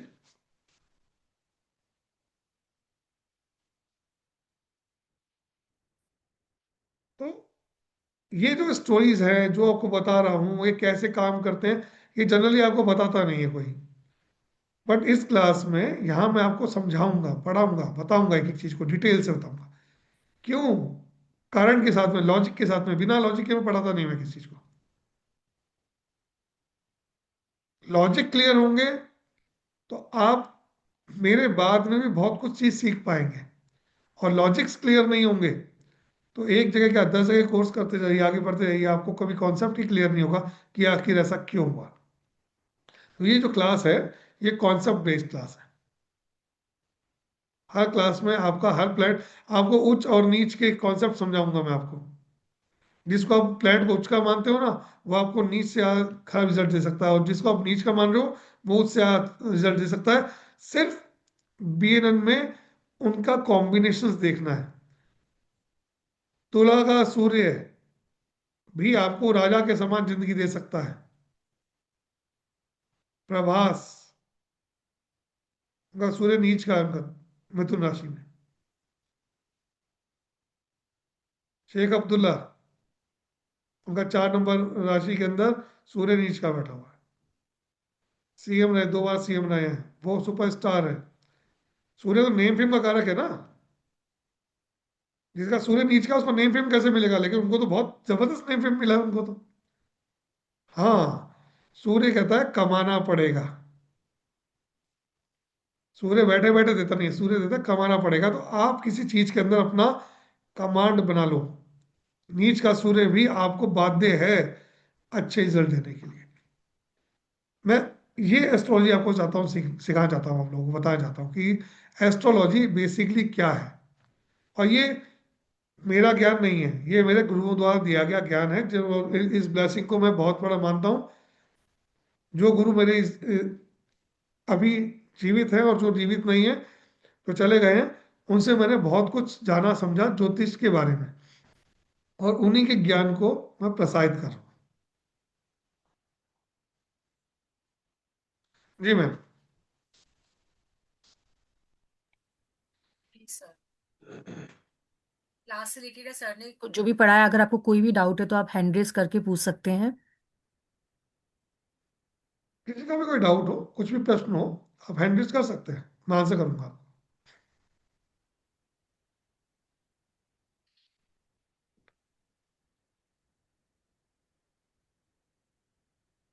हाँ जी, आर्या जी अनम्यूट कीजिए। Yes ma'am, thank you. Good afternoon sir. Good afternoon ma'am. Sir आपने बोला ना कि मतलब 6 8 हाउस का नहीं पहनना चाहिए। तो सर सेम मेरे है। 8 का मार्स है और जुपिटर है। मैंने रेड कोरल अभी थोड़े टाइम पहले पहना है। और मुझे तो अच्छा उसका रिजल्ट मिल रहा है। मतलब पहले से मेरा मन भी शांत हुआ है, काफी चीजें खुद में भी बहुत पॉजिटिविटी आई है और ऐसे भी मुझे काफी पॉजिटिव चेंजेस हैं। और आपकी आपके हस्बैंड की लाइफ में क्या चल रहा है? हस्बैंड की लाइफ हस्बैंड की लाइफ में क्या चल रहा है? मतलब काम में थोड़ी स्टेबिलिटी नहीं है। मतलब मनी, जैसे पैसा आता है तो तुरंत चला जाता है, बस बाकी ऐसा तो। आपके कोरल पहनने से, छठे भाव के कोरल पहनने से आपकी हस्बैंड की नहीं, लाइफ डिस्टर्ब एट्थ होगी। में। सर एट्थ में है कोरल, एर्थ है। एट्थ में है एर्थ है। हाँ। एर्थ हाउस किसका है? एर्थ हाउस पेन का है। हम्म। ध्यान रखिएगा, हो सकता है कि, हो नहीं, हम्म एक पॉसिबिलिटी जो कोई ज्योतिष का कॉम्बिनेशन है वो बता रहा हूँ, कि हम्म। अचानक से हस्बैंड को कोई बड़ा लॉस हो सकता है। अच्छा। क्योंकि मंगल को आप सही करने आ रहे हो, अष्टम भाव का मंगल है। अष्टम भाव हम्म। का मंगल है, तो मंगल कमजोर है, अष्टम भाव में मंगल अच्छे रिजल्ट देता नहीं है। और आप चाहते हो कि उसके अच्छे रिजल्ट्स मिले, तो वो मंगल के नेगेटिव इम्पैक्ट्स को बढ़ा देगा वहां पे। अच्छा। कोई बड़ा लॉस, कोई कोई बीमारी, कोई किस तरीके से कुछ भी दे सकता है मंगल उसमें। अच्छा, तो मुझे अपने हस्बैंड की लाइफ में क्या करना अगर पड़ेगा? आपको 1% भी कभी ऐसा कुछ फील होने लगे, है ना, मैं हम्म। आपको एक थोड़ा सा सचेत कर रहा हूँ, क्योंकि मेरा एक फर्ज है, आपने मेरे से प्रश्न किया है तो मैं आपको आंसर करूँ। कभी भी आपको कुछ भी ऐसा, कुछ भी उनकी साइड से कुछ दिखाई दे, इमीडिएटली कोरल को रिमूव कर दीजिएगा अपने। Okay sir, okay. Thank you है ना? सर। कई बार क्या होता है, हम समझ नहीं पाते हैं, और जिसकी वजह से क्या होता है कि हमारा पार्टनर सफर कर जाता है। हम्म। तो बस मेरा एक, आपको लोगों को एक दृष्टि देने का एक प्रयास है कि आप इसको समझें, क्योंकि आपका पहना हुआ प्लान, आपका जो स्टोन है, वो हम्म। स्टोन आपके हस्बैंड को भी रिप्रेजेंट कर रहा है ना। अच्छा। मार्स मार्स आपके हस्बैंड है। अच्छा। हो सकता है कि आपकी साइड से नहीं हो, कि आपके हस्बैंड की साइड से कुछ हो जाए। कोई हम्म। कोई मसल्स में पेन चालू हुआ कुछ आपको, कोई नहीं कोई सर। कोई खाने से, डाइजेशन से रिलेटेड कोई इश्यूज हुई आपको, चालू हुई अभी कोई तो?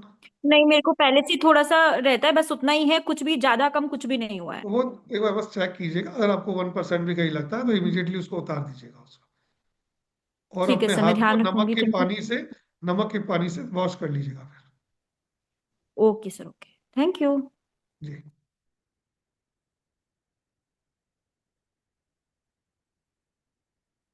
एनी क्वेश्चन, किसी का प्रश्न, कोई कुछ जानना चाहें?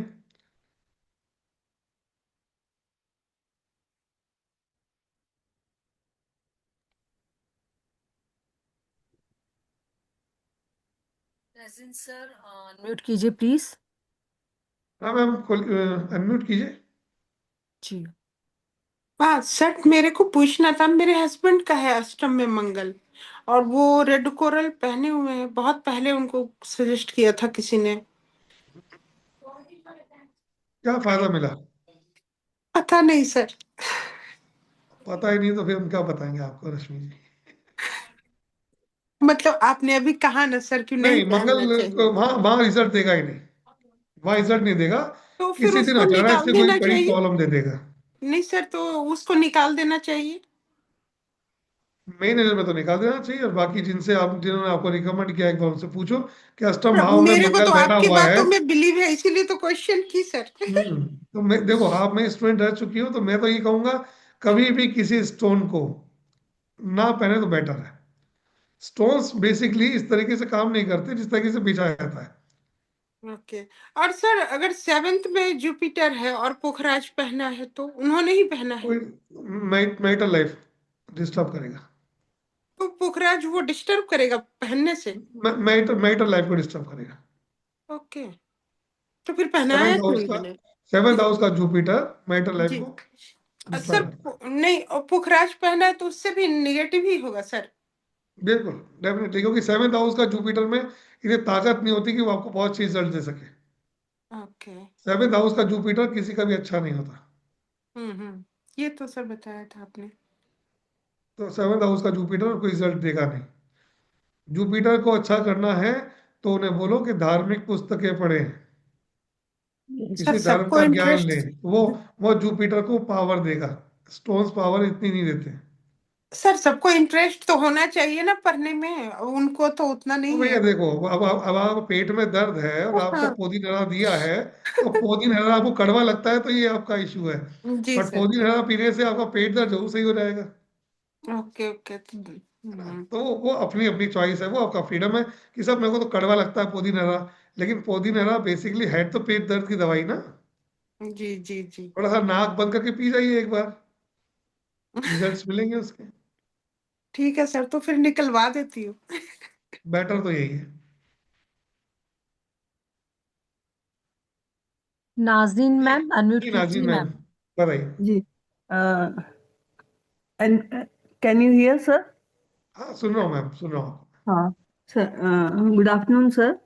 नमस्कार सर। नमस्कार। मुझे पूछना था कि मेरे लाइफ में प्रॉब्लम बहुत ज्यादा नहीं है, मगर मेरे हस्बैंड का 13 साल पहले रोड एक्सीडेंट में he lost his wheel chair bond, memory loss था, अभी ठीक है। बट मेरे उनका डेट ऑफ बर्थ वगैरह कुछ भी नहीं है। तो मुझे ये पूछना था कि मेरे फर्स्ट हाउस में जैसे सन, मरकुरी और सैटर्न है, सन मरकुरी सैटर्न है, तो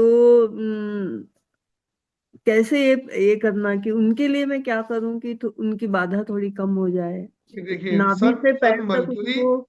सन मर्क्यूरी और सैटर्न आपके हस्बैंड को रिप्रेजेंट नहीं करते, है ना। या मार्स रिप्रेजेंट करता है आपकी कुंडली में। जो मार्स है, मंगल है, उसकी पोजीशन क्या है वो आपके 10। हस्बैंड की लाइफ को बताएगी। ओके। यहाँ पे वो 10 मार्च इज इन 4th हाउस। चौथे हाउस का मंगल अच्छा नहीं माना जाता। अच्छा। फोर्थ हाउस में मंगल देखा जाए तो वैसे कालपुरुष की कुंडली के हिसाब से, जो आप जैसे आप जानते हो थोड़ा, तो वो नीच का हो जाता है एक तरीके से, उसके अंदर रिजल्ट्स देने की पावर कम हो जाती है उसके अंदर, है ना। तो नहीं, ये और सर कुछ और चेंज किए थे हमने, एक्चुअली उसमें नहीं आता है ये। किसके थ्रू ऐसा हुआ सर, आप बता सकते हैं कि 3/11/1954 है मेरा डेट ऑफ बर्थ। मैम उसके लिए हॉरोस्कोप बनाना पड़ेगा पूरा मुझे। ओके उसके लिए तो एक बार ओके आप एक बार मिनल मैम से बात कर लीजिएगा, वो आपकी हेल्प जरूर कर देंगे इस matter okay okay, thank you sir. में। अभी ठीक मैं आपका क्लास जो आगे ज्वाइन करूंगी सर, क्योंकि मैं एक नेचुरोपैथी सेमिनार में हूँ, वो बहुत बड़ा लंबा है, है। ओके। हेल्थ के लिए ज्वाइन किया है। तो definitely I will join you in next class. और ये नेचुरोपैथी इज वेरी गुड, आपका अच्छा, बहुत अच्छा इनिशिएट आपका। मैं लेट भी हो गई थोड़ा, और आपने बहुत अच्छे से समझाया sir. I'd like to thank you for that। Thank you, thank you very तो मच। हॉरोस्कोप होना सर आपको ये करने के लिए, पूछने के हाँ, लिए। हॉरोस्कोप मस्ट है। हॉरोस्कोप सामने होता है तो बहुत सी चीजें, कॉन्सेप्ट क्लियर हो जाता है चीजों को देख के। सर मेरे छोटे लड़के का, he is doing well, but उसका सन, मून और केतु सेकंड हाउस में है। हम्म। अमावस्या के आसपास बर्थ हुआ था बेटे का? अ, अमावस्या के अब सर याद नहीं है उतना। याद नहीं होगा सर, कोई इशू नहीं है। 20। सूर्य सूर्य चंद्रमा और केतु का combination is very good, bright combination है। और सर बड़ा लड़का जैसे मांगलिक है, तो मंगल कोई नहीं होता, कोई मांगलिक नहीं होता। अच्छा, ऐसा नहीं है क्या मांगलिक सर? मांगलिक कुछ नहीं होता, ये फालतू का कॉन्सेप्ट होता है। हाँ मांगलिक कुछ हाँ। नहीं होता, मांगलिक दोष कुछ नहीं होता। मंगल बेसिकली का एग्रेशन है ना। तो बस हम्म, मांगलिक का मतलब होता है उस व्यक्ति के अंदर उस बच्चे को अपने गुस्से पे कंट्रोल नहीं रहता होगा। हाँ, थोड़ा बस कंट्रोल इतना नहीं सा मांगलिक दोष यही होता है खाली। जैसे व्यक्ति को अपने गुस्से पे कंट्रोल नहीं होता, उसको जिम कराओ उसको, मंगल उसका ठीक हो जाएगा। ओके। और सर, ये जो अगोरी लॉकेट वगैरह बोलते हैं, वो कितना हम्म। काम करता सर? अगोरी लॉकेट है ये देखो सब मैम, यंत्र। वर्क तो सब करते हैं, लेकिन किस व्यक्ति ने किस इंटेंशन से कितनी इंटेंसिटी के साथ में उसको चार्ज किया है, उस पर डिपेंड करता है। अच्छा। कितना ऑथेंटिक पर्सन है वो उस पर डिपेंड करेगा। डेफिनेटली ये एनर्जीज काम करती हैं, लेकिन सामने वाला कितना कितना प्योर है, वो चीज़ जो देखने चेक करने वाली होती है बस। अच्छा, तो साइंस, ये उसमें साइंस काम सर, करती है, डेफिनेटली काम करती है। तो उसमें लॉकेट रात को उतार देना पड़ता है ऐसा बोले, और फिर दिन में फिर से पहनना, ऐसा है क्या सर? नहीं अगोरी देखो, लॉकेट। इसका बेसिकली इसका आइडिया नहीं कि वो आपने किनसे संपर्क किया है, किस वे में संपर्क किया है, तो इसलिए थोड़ा मुझे उस चीज़ का आइडिया नहीं है। लेकिन हाँ, उसको अगर मुझे डिटेल हो तो मैं जरूर आपकी हेल्प कर सकता हूँ इस बारे में, कि आपने किस मैटर में बनवाया है, किस चीज़ को लेके बनवाया है, तो वो सब चीज़ तभी उसको बता पाऊंगा आपको मैं। हेल्थ से रिलेटेड, हेल्थ के लिए बनवाया था sir, finance and health. Health के बड़े बेटे के लिए? नहीं नहीं, खुद के लिए मेरे। आपके सेल्फ के लिए? या आपका मून कहाँ बैठा हुआ है? सर, ये वाला थोड़ा सा चेंज पैटर्न दिख रहा है मेरे को। 1 2, ये 1 जो है 7 नंबर पे आया है, तो वो कैसा वर्षफल में है कि क्या, समझ में नहीं आ रहा वो मेरा। देखो वो जो बनाना है पड़ेगा मैम। नाजनीन मैम, मैंने चैट में मैं आपको नंबर बता डाला है, दूंगा। आप उस नंबर पे मुझसे कनेक्ट कर लीजिए, मैं आपसे ओके। बात कर लेती हूँ। Thank you ma'am. Okay, thank you. है ना। कृति सर, प्लीज अनम्यूट कीजिए अपने आप को। हाँ। राधे राधे सर। हेलो। राधे राधे। राधे राधे जी। अब मैं एक कुंडली है मेरे पास, समझे। उन्होंने बहुत में उनका रेमेडी भी करवाई। वृश्चिक लग्न है, और उसमें मून, मार्स, जुपिटर और राहु। बात ये नहीं है सर, कीर्ति जी, बात ये है कि पहले प्रश्न क्या है आपका? मेरे भी ये शादी नहीं हो रही, मैंने रेमेडी भी बहुत करवाई इसकी। बेटे की वृश्चिक, कुंडली है? एक क्लाइंट है मेरा, मैं ज्योतिष का करता हूँ वैसे, अच्छा। तो एक दो क्लास तो भी फिर मैंने किया एक काम कीजिएगा, एक काम कीजिएगा, मीनल मैम से एक बार कांटेक्ट कीजिएगा, वो मेरे से आपकी बात करवा देंगी सीधा। तो मैं आपको इसका रेमेडी है। बता दूंगा उसमें फिर। मैंने ज्वाइन भी किया, एक बीएनएन का एक क्लास ज्वाइन किया था, समझे। मगर उसमें उन्होंने बोला था, डेट भी दी उन्होंने, रेमेडी भी करवाई, कुछ सेट नहीं हो रहा है। क्यों, ऐसा होता है क्या कहाँ इसमें से किया जब? था? हाँ, ये कहाँ से ऑनलाइन ही किया था किया फिर? था। कहाँ से किया था, किन से ऑनलाइन किया ही था? किया था। हाँ, किन से किया था? यहाँ ही अहमदाबाद में ही है, लोकल था एक भाई, अच्छा अच्छा। उनका क्लासेस थे।